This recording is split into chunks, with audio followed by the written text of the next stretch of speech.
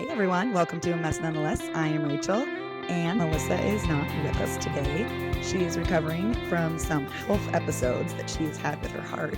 And we have our friend Kristin with us, who did an episode with us recently on mental health and suicide. So Kristin, welcome back. Thank you. So glad to be here. Yes. So we are talking, if you listened to the last episode with Kristin, she shared how they lost their son Isaac to suicide. And so today we're going to be talking about walking through grief with someone, what to do and what not to do. I think most of us have heard, with internet, the information is everywhere. I think most of us have heard that there are plenty of things that people should not say or do when they know someone who's lost a loved one. But I think a lot of us don't know what we should do. So Kristin has been really, really great at just walking through her grief the last few years online and sharing with us what has been good, what has been helpful. And she's not an overly critical person, which I greatly appreciate because she could really just rip some of us to shreds. But she's been a great source of information for me. And I was like, you just got to come on. People got to hear this. It's good. So I think you should all take a listen because at some point you're going to either lose someone yourself, or you're going to walk through grief with somebody close to you. And I think we can all learn a lot from today. So Kristin, thank you.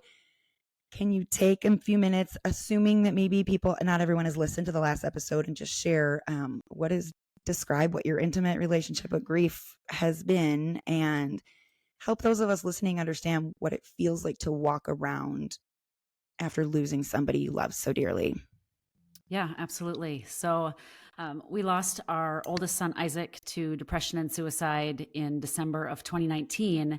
And so it's been a few years. We're coming up on the 4th year anniversary. But when Isaac died, I would describe it. And I think that, probably anything that I share is something that I have heard in a grief group, that I've been in the last few years. So as I understand it, I would call it profound grief. The level of weight that I felt of grief, I don't even really know that I can fully describe it. It was very hard at the very beginning to do anything. It was hard to eat. It was hard to function. It was hard to think. I credit the fact that I had 3 other children that I needed to take care of, Right. or allowing me to continue to live myself. It was very hard in the beginning. I've read some statistics where they talk about if you lose a spouse, it can take a year, 18 months to walk through some of the deepest parts of grief, losing a spouse. And Right. when you lose a child, it can take like 3 to 4 years. But if you lose a child in a traumatic way, like murder or suicide, something like that, it can take like 5 to 8 years. Oh gosh. And so just hearing that statistic gave me a little bit of, freedom, grace to understand that this wasn't something that I needed to get over or get through quickly. Right. And I think that sometimes because grief can feel so uncomfortable for people, if you haven't To be walked through around, it. you mean? Yes. Yeah, I mean, it's uncomfortable to be grieving, but it's uncomfortable to be around someone's be grief. around somebody. Right. Yes. And if you don't know what to say and you don't know how to handle it, especially if you haven't really gone through it, maybe you haven't lost someone real close to you, so you don't know how to deal with it, it's easier just to stay away. And so you might just think, well, why aren't they over it yet? And so, I mean, can we just pause? Yeah. Do you have any belief that you will be over Isaac's death, like at any point? I don't think so. No. No. I mean, I understand it, this is something I will carry for the rest of my life. I like really don't understand that mentality because there's no way you can get over the loss of a child. Your children are supposed to bury you in your old age, not the opposite in their young age. And I just want to say, if you're listening and you have any sort of, well, when will this person be over it? And honestly, I would even say the same as like if you have a friend who's had a miscarriage, right? It's not the same, but like people don't have to get over their grief. They don't have, it's something that they're just going to carry with them for the rest of their life. And I think it's really important for our listeners to hear that we should never make people feel like they need to get over a loss Right. of any kind. Okay, Right. sorry. Yep. That was just my Yeah, little, I'm like, wait, absolutely. can we just pause and talk about that? No, absolutely. So, for me, I think the first year was kind of, I would just say, a complete fog. Like, the only reason I remember anything about that first year was because I wrote about it. I just, for Right. whatever Yeah, you reason, wrote a for lot. me, writing was very therapeutic. And so I would go on Facebook and just share like what was going on. And even today, like those memories pop up and it's like, oh, wow, that's what I was feeling. And Right. sometimes even today, it can bring me comfort to see Mm-hmm. how I was feeling and struggling and walking through it I love that. then. So, Well, and I'm it was glad that I super did that. helpful as your friend, how much you shared, because it helped it not be trying to think how to say this. It's like we didn't need to tiptoe around it because you were Right, always talking about it and you were right, always including us in your thoughts and your feelings. So then it never felt awkward to be like thinking about Isaac, thinking about you today, like how you doing. It just felt so natural because it was right at the forefront of like when we would pop on your Facebook page. It's like, there it is. She's talking about it in the best way. And I don't mean like, oh, she's always talking about it. I right, mean, like, it was so helpful, I think. Not that everybody who is going through a loss needs to, if they're not going to, they don't have to share. But it was really helpful as a friend supporting you, walking through it, on the sidelines for those of us to just know what you were feeling. right, right. Okay. Sorry. I feel like I interrupted. I don't know what you were in the middle of saying. No, I'm no, sorry. no, I think that was, that was probably all I was going to say in regards to that question. It's just, sometimes I wonder how I survived those days Right. early on because it was so heavy. Right. I believe now that fog that you feel, that like not fully understanding like the gravity of the reality of the loss Mm-hmm. is really like a grace of God. Like it, Sure. you're kind of like looking through this clouded lens of what the rest of your life is going to look like. And at that point, I don't know that I could have dealt with the reality that I will never see him again in this lifetime. Right. Like I may live another, um, 45 years Right. and not and he won't be a part of that 45 years. Right. And that was too heavy for me to deal Mm-hmm. with Mm-hmm. in moments. And so only being able to kind of deal with what was going on in my day to day was just a grace. It was a Yeah. grace of God. That makes perfect sense. So my next question is, what are the kinds of things that people should do or say when they're walking with someone with grief? Like, what is helpful? And like, be real specific. I mean, so that we can actually like take these things and apply them when needed. So yeah, well, very early on, like just from like the first days, we were very blessed by our community, especially just by the nature that Isaac died. Sometimes Mm-hmm. I have heard that there have been parents that have not received the support and encouragement like parents who have lost children in other ways, Oh, that's so which is sad. incredibly devastating. Right. We were very, very fortunate. We have an amazing church community. We have a lot of family and friends that just really rallied around us. Yeah.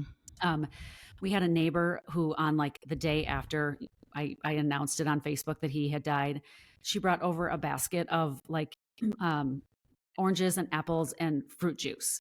Yeah. And it was like, oh, this is like, I couldn't eat anything, but I could Mm-hmm. drink a little bit of fruit juice and have an apple. Mm-hmm. And it was, it was such a simple thing, Yeah. but it was so appreciated. Yeah. And we had another neighbor that brought us a meal immediately. Mm-hmm. Another neighbor that just came over and like, I literally fell. I didn't even really know her, but she came over and brought me a card, and I literally fell into her arms and just sobbed Mm-hmm. when she came to my door. Yeah. So, I mean, just some of those things. We had friends that came to see us, that like drove in to see us, and they brought us supplies, like Mm-hmm. paper plates and napkins and things. Yeah. Like if you're going to have people coming into your home over the next days Right. and weeks, what do you need to help with those families? Right. People that would just come and sit with us in our home. Melissa sometimes would send me texts and say, tell me a funny story about Isaac. Yeah. I love Which that. was really, it was really sweet. And you were really good about just like messaging me and saying, I don't know what I can do for you, but I'm here for you. Just getting messages from people, even if they said, I don't know what to do, Right. but I want you to know that I'm praying. Mm-hmm. I had a girl on Facebook who I was not super close with, but she said, I just want you to know that I have this image of all the people that are praying for you, that you, how she described it was essentially like you are reaching for the hem of Jesus' robe, but you Wow. can't get there. And Mm-hmm. so our prayers are pushing you up. Wow. And That's it was just beautiful. such an amazing visual Mm-hmm. to know that like I can't do it. Like I'm a Yeah. heap on the ground, but like Right. literally all these people that, the and thousands of people that were praying for us Yeah. at that time, Mm-hmm. those prayers carried us through Yeah. in those early days. So don't stop Um, praying and keep don't telling stop people you're praying. praying. I'm still Yeah. praying. Like, yeah. Yeah. Well, and I'm sure people say it at the beginning and they mean it, but like I'm sure it means a lot to hear weeks and months later, I'm still praying. Like I'm Yes. still praying for your family because it's not over weeks and Right. months later. And yeah. Y- So I read this book. Well, I half read the book. I half read every book. I mean, if it's a novel, I'll finish it. But and it's called Just Show Up.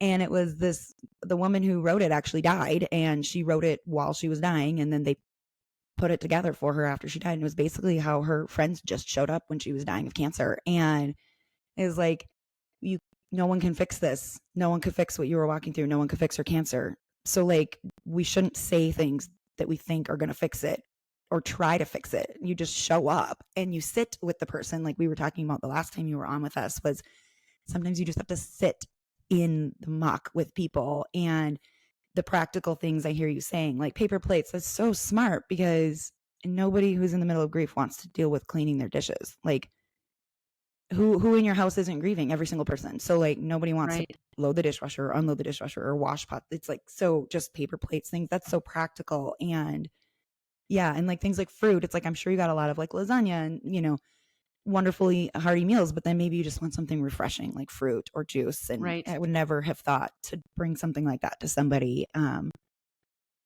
Yeah, I think, okay, so those are great. So what kinds of things did people say? I mean, you said the one thing, you said people praying, and the one thing about her like visual. What other kinds of things did people say that were helpful to you? And we'll talk about the things that people say that are not helpful. But let's start with some things that are helpful to say when. Right. I think just saying that like I don't know um how to best support you, but I'm here. Mhm. People would say like, when can I come over and bring you a meal? Not what can I do? Let me know what I can do, but when can I come over? Yeah. And then you like I almost have Or to could I bring you a meal this day? yes. Yes, Yeah. could I bring you this day? Yeah. That sort of thing. I had somebody Yeah. say, I would like to come and clean your house. What day would work? Tuesday or Wednesday? Right. It's like, oh, I don't want to say yes, but Right. I needed, like I Right. needed help. And Well, and she if wanted to be a blessing. right. Well, and if someone says, people do, let us know if there's anything we can do. You're never going to say, "Can you come and clean my house?" No, Like you're not going no, to say that. It's right. like it's the very rare person who will. I know that it's like very very rare person who will say that. I actually did say it one time to a friend when after I'd had 3 surgeries in a row and I had a catheter for weeks and that dang thing was spilling all the time. There was just everything smelled like urine. My bathroom always smelled like urine and I was recovering from surgery and I had had tubes coming out of me for months. And the last thing I could do was get on my hands and knees and clean. But every time I went in that bathroom, it smelled like pee. And like, I'm a very clean person. My bathrooms are always clean. Even my kids' is because I make them clean them like 2 times a week. And I did say to a friend one day, I mean, Joey was out of town for like 4 days and I was alone with my kids. And I was just like, could you just come and clean my bathroom? I knew she was someone I could ask, but it took like everything in me to ask her to literally come and clean up my urine. So, Yeah, like, I'm not just asking you to clean the sink. I literally need you to come and clean up my urine. Like, and she did. And but I think that's the one time in my entire life I've actually said, could you do this? But you have to know the relationship. I mean, and even right. then I just hated it. I hated every minute of it, but I was like, I just can't do it. I didn't have the energy or ability to do it. And so all that to say is very, very, very few people are going to be like, can you come and clean up my bathroom? Like, can you come and do my laundry? And that's why it's so valuable to be like, I'm coming to fold your laundry.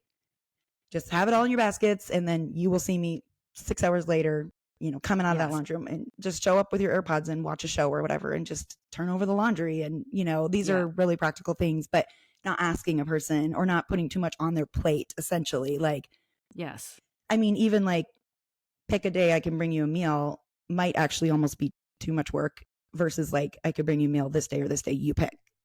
Yes. Yeah.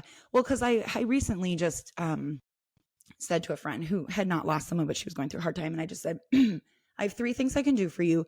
You can choose 1, 2, or all 3 of them. But you must choose one. I was like, I will bring you a meal. I will grocery shop and just get basic snacks and bread and, lunch meat and milk and stuff like that. Or I could grocery shop with an actual list if you want to give me one.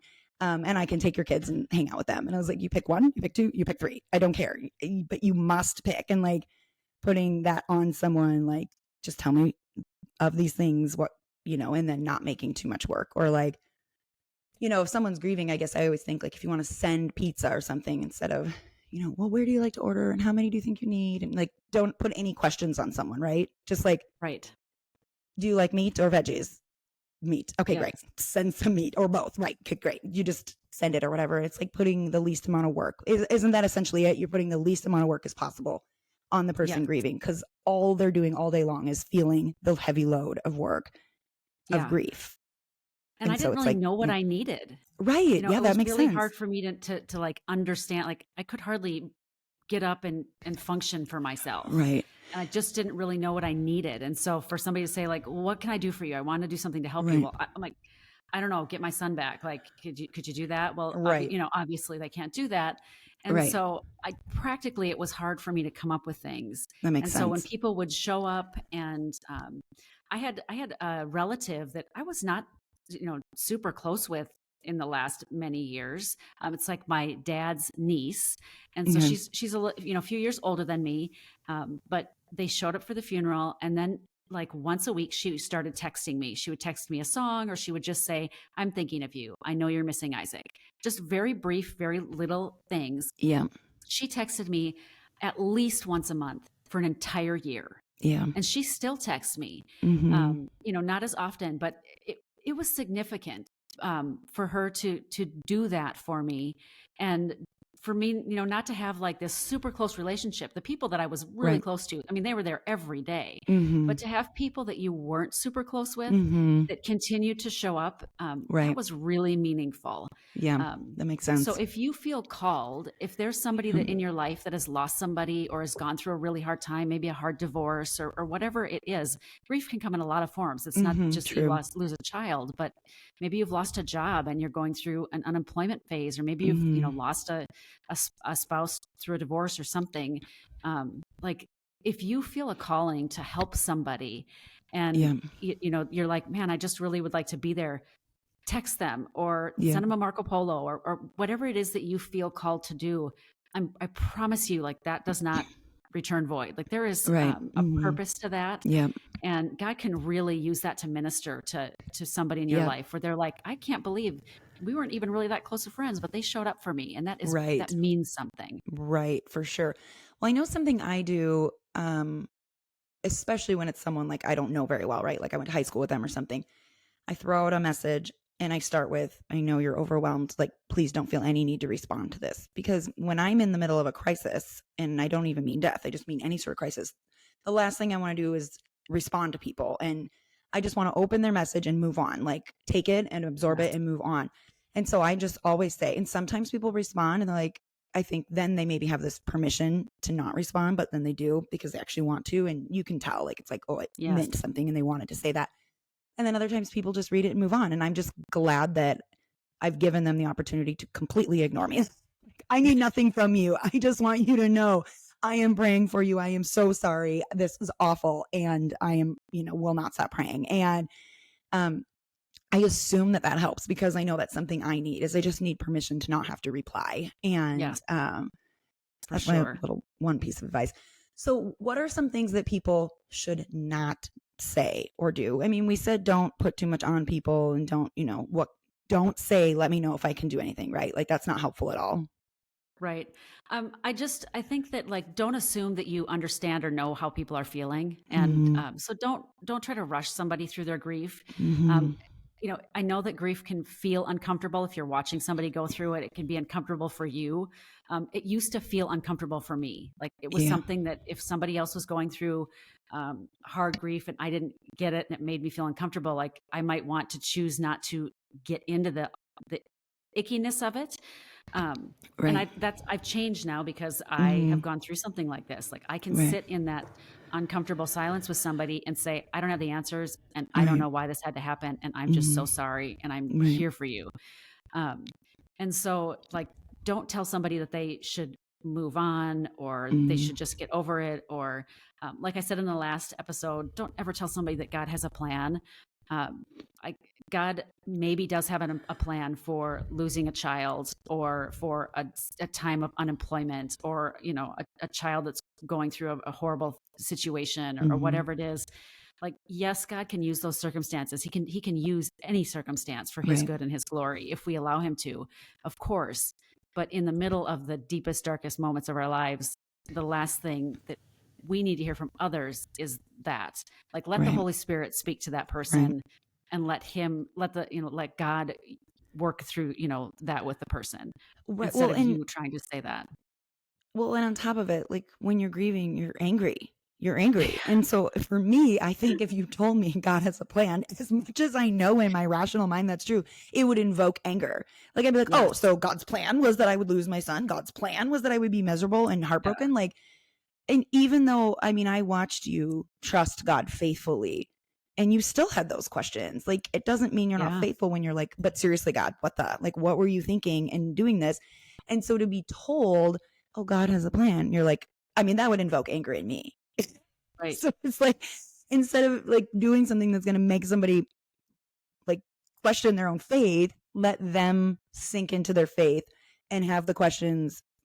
And it's like faith can ebb. I mean, I don't know, even when you read the Psalms, like David was like this. I mean, he was like, in the valleys, God, this is so when is this going to, where are you? When is this going to end? And then he was like, but you're so amazing. You're so great. And honest to goodness, that's what I saw watching you Yeah. walk through grief was like the highs of understanding God's faithfulness. And then like 40 minutes later, the lows of like, but how could you let this happen? And Yeah. then right back, but I know you're good, and it's like, you have to walk through those things. If you are in this immense grief and you don't ask God those real questions, you're just going to shove them down. And it's like, they have to Right. be asked. I mean, and people shouldn't be told to just believe the best because they have to, I Right. think they have to do the whole work of going the ebbs and flow, the ups and downs and the ebb and flow of grief. And don't you agree with that? I Yeah. mean, I guess that's how Yeah, I see it. absolutely.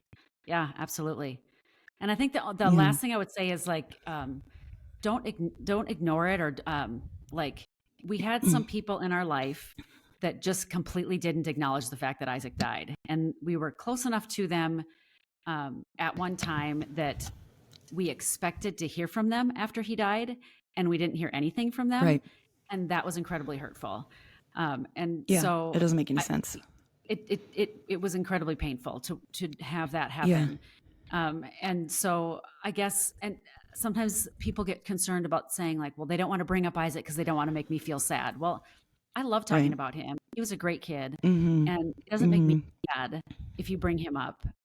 Like Right. that comes on its own. I don't know that there's ever been a Right. time where somebody's brought him up to me and like I've burst out into tears crying because they Right. brought Isaac up Right. to me. Usually it's Right. like, Well, you're always thinking about him. He's like a part of right, you. You're never not thinking he's about him, part of I'm our family sure. still. Exactly. So, Right. I mean, if Exactly. you're dealing with a Yeah. parent who has lost a child, don't be afraid to say their name or don't be afraid to acknowledge how Mm-hmm. hard it must be for them to not have them, Mm-hmm. in the Right. rest in their family. Like I know that Easter is really hard without, Johnny here, whatever. Like Right. because it is. Mm-hmm. Don't pretend like he didn't exist. Mm-hmm. He did, whether it was, Right. 2 years or 23 years or, longer, like Right. that child was a part of that family. So don't pretend that they weren't because you feel Right. uncomfortable with it. Is Right. Yes. I thank you for sharing that. Well, and I know for me, I actually didn't know Isaac at all. But I knew him through Facebook because we were friends. I mean, I guess I met him one time, 2005 or something like that. But I didn't know him, but I felt like I knew him before he died just based on your, sharing of him. And then now I feel like I know him even better from how much more you've shared about him. And so he pops in my mind regularly. I mean, I wouldn't say all the time, but he pops in, I would say once every other month or so. And it's like he pops in, his face pops in my mind. Usually he's smiling because there's so many photos of him just beaming with joy with his siblings and stuff like that. And I know for me, like I should say, I think for a lot of people, that happens and then they just move on. Well, what I have learned is say that. Say I was thinking of Isaac today. He popped in my mind, or I was thinking of that picture or whatever. And sometimes I don't say it because I'm driving and I'm not thinking of texting or whatever. And, Siri sucks and stuff like that. But I know I've learned it means a lot for people to be told, oh, I was thinking of your son today. And Yeah. I want people, well, and I'm like, I just think of my kids who are living and your kids who are living, and like, who doesn't want to be told I was thinking about how amazing your child is? Like, tell me every day, like, please. And so then how much worse when there are no more memories to be made, to then feel like people don't acknowledge. And so that they, even were a person. And so to just be told I was thinking of your person and, wanted you to know, like, I think people shy away from that. Like you were saying, either they think, well, that's awkward, or it's been so long since they've heard from me, or, he died almost 4 years ago. But people should do that. They should absolutely. This is what I'm hearing from people about grief on repeat is keep saying their name, keep saying the memories, keep asking questions, keep talking about them, because you're thinking about him all of the time. Your family is thinking about him all the time. And so what an honor for when we think about him to tell you, like, he's still on my mind. I still see his face and it makes me happy, and in pictures or in my mind or whatever. And so, yeah. Were there anything specific besides God Has a Plan that people said that you were like, that's really, don't do that? Like very specifically. I've heard things like, don't say like, oh, he got his wings. It's like, that's not how it works. Theologically, we don't go to heaven and become angels, like, or God needed him. Yeah, I was going to say, I remember you saying that. Go ahead, Kristin. Yeah, no, I mean, I think that's it. Like saying that God needed him, or he needed him more than he needed, like I needed him. It's like theologically, that's not the truth. And so saying those kinds of things, is not helpful. Right. Well, I remember you were like, so you're telling me the God of, you didn't say this to me, but you were like kind of ranting about it. The God of the universe who has everything and anything, he needed my son. It's like, this doesn't even make sense. Like, doesn't need my son. He has all of us all of the time. Like, yeah. So I think that's really good. I think it's helpful. We don't realize what we're saying can be hurtful when we're trying to help. So it's good to know what things we shouldn't say. And like you're saying, just, is there anything anybody said that made you feel better? Probably not. Like, just, I think just the people saying, like, even sometimes when they'd say, I don't know what to say, but I'm here and I love you. Like, right. And I've really tried to have a lot of grace for the most part for what, understanding that most people didn't know what I was going through. And, I would listen to other, or, watch other families who are walking through the same thing and listen to some of their experiences. And I just really, we were so blessed by our community, so blessed by our friends and our family. I mean, I know that there are people that don't have the experience that we do. And so I tried not to take it for granted, how supported we were. And I don't honestly know how somebody would walk through this kind of grief without a relationship with Christ. Yeah. Like I, for a very short amount of time, I was a part of some sort of grief group that wasn't Christian focused. And there were people that were not getting out of bed after 8 months of losing their son or daughter. And I just, there's no hope. There was no hope. And we didn't have that. We were devastated, but we had hope. And that's only because of who God is. That's amazing. I literally can't. I cannot imagine just living with no hope for every day for the rest of my life, and on top of it, grief. Like, and so I am so thankful. In fact, when you guys first lost Isaac, I had posted a picture with permission of like you, if some from the funeral. I don't remember. All I know is that I had shared a picture of you and Dominic just like clinging to each other at the funeral or the visit. I think it was the funeral, not the visitation, but and a friend or an online friend or an online person said, "Oh, just keep praying for your friends. Like, my friends lost their son and they were the same way, just clinging to their faith, clinging to each other. And they were divorced within a few years because it's like they just couldn't keep going." And I was very thankful that she shared that and I prayed so, so much for your marriage because marriage is already hard and parenting is already hard. And then you add this and then you grieve different. Like I know you've shared a lot that you and Dominic grieve different and it can be easy to get mad at the other person that they're not grieving the same way as you. And it's just, I think when you're grieving, you're just mad at everything. And so it's just, it's easy to take it out on, each other. And so I think that's something I want to say too, is if you know someone who's lost specifically a child, like pray for their marriage like crazy because it's a real thing that people get divorced a lot after losing a child. And they stop clinging to their faith and they stop clinging to each other and they just, so that hope is huge. All right. Well, thank you so much, Kristin. Our ministry that we're going to spotlight today is actually really perfect. It's called Starlight Ministries, and it is a Christ-centered ministry that provides hope, healing, and support to those grieving a death. And they offer peer-to-peer grief groups, and they hold annual community events to support grieving parents and children, and they offer grief education and suicide prevention training. So they're on Instagram. I'm sure they're on Facebook, and their website is starlightmin, like MIN for ministry.org, starlightmin.org. And we will share their information with you on our social medias as well. But I think that's a really great ministry.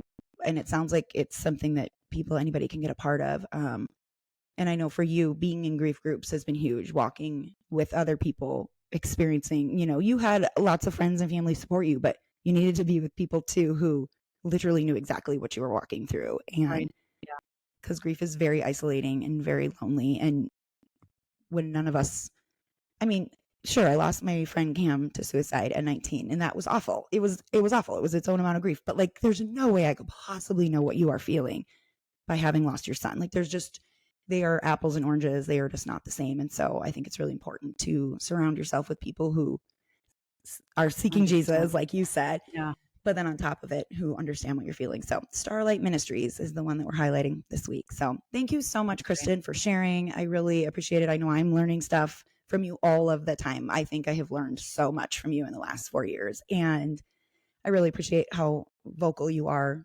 And you are gracious. You are so gracious. It's like you really, really could have probably torn some of us a new one, but you just were always so gracious and expecting.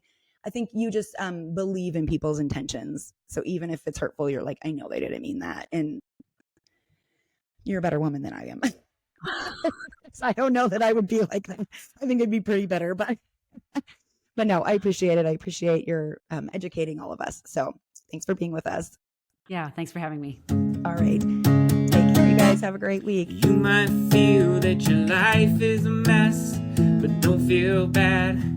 Ours is too, but we own a microphone and we have no shame. That's why we'll talk about how our life is a mess nonetheless. That's the name of our podcast.